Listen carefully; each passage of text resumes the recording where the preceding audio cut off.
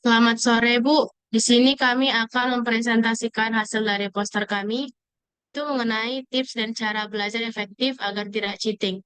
Yang pertama, membuat jadwal belajar yang teratur agar dapat mengalokasikan waktu yang cukup untuk mempelajari materi baru, seperti memahami apa yang ingin kita capai dengan jadwal belajar kita, dan meninjau ulang jadwal harian belajar kita, juga menentukan mata pelajaran apa dan tugas apa yang harus kita selesaikan terlebih dahulu. Selain membuat jadwal harian, kita juga dapat membuat rencana mingguan yang mencakup semua mata pelajaran atau proyek yang harus kita selesaikan. Menyertakan juga istirahat dalam setiap jadwal belajar kita agar istirahat kita dapat terpenuhi. Yang kedua dapat dilanjutkan oleh teman saya. Baik, kesempatannya, saya akan melanjutkan nomor 2.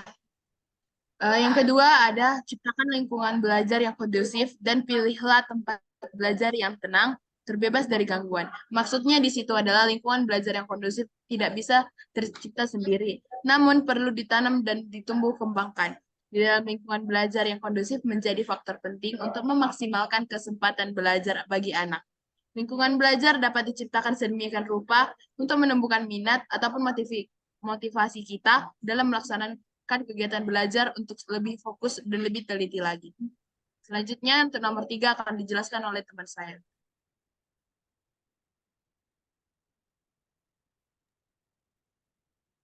Dan yang ketiga ada jangan belajar terus-menerus tanpa istirahat. Beri diri Anda jeda secara teratur untuk mencegah kelelahan mental.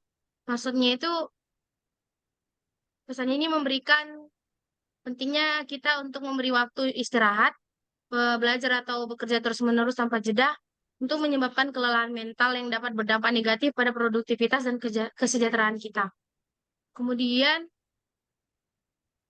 istirahat meningkatkan produktivitas, memberikan diri kita jeda secara teratur, membantu mengembalikan energi dan konsentrasi kita. Ini juga dapat meningkatkan produktivitas kita di dalam jangka panjang karena kita dapat bekerja lebih efisien saat kita kembali setelah istirahat. Selanjutnya akan dijelaskan oleh teman saya. Baik, untuk yang keempat, kita ada pilihlah sumber belajar yang sesuai dengan Anda, seperti membaca buku teks, menonton video, mendengarkan podcast, dan lain-lain.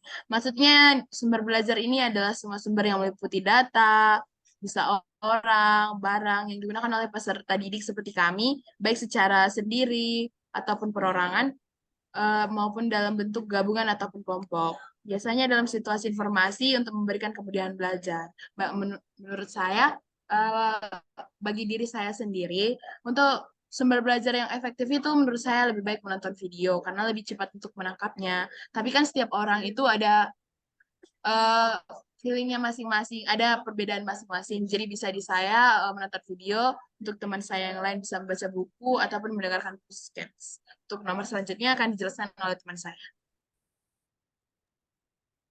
Yang terakhir yaitu ada bergabunglah dengan kelompok studi atau teman belajar untuk saling membantu memahami materi dan menjawab pertanyaan.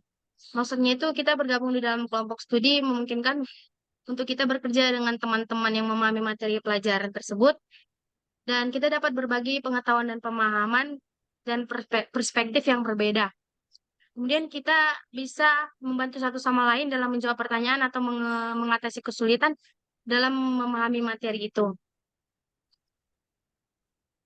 Dan ketika kita tahu bahwa teman-teman kita mengandalkan kita, mungkin kita lebih termotivasi untuk mempersiapkan diri dan berpartisipasi aktif di dalam pembelajaran.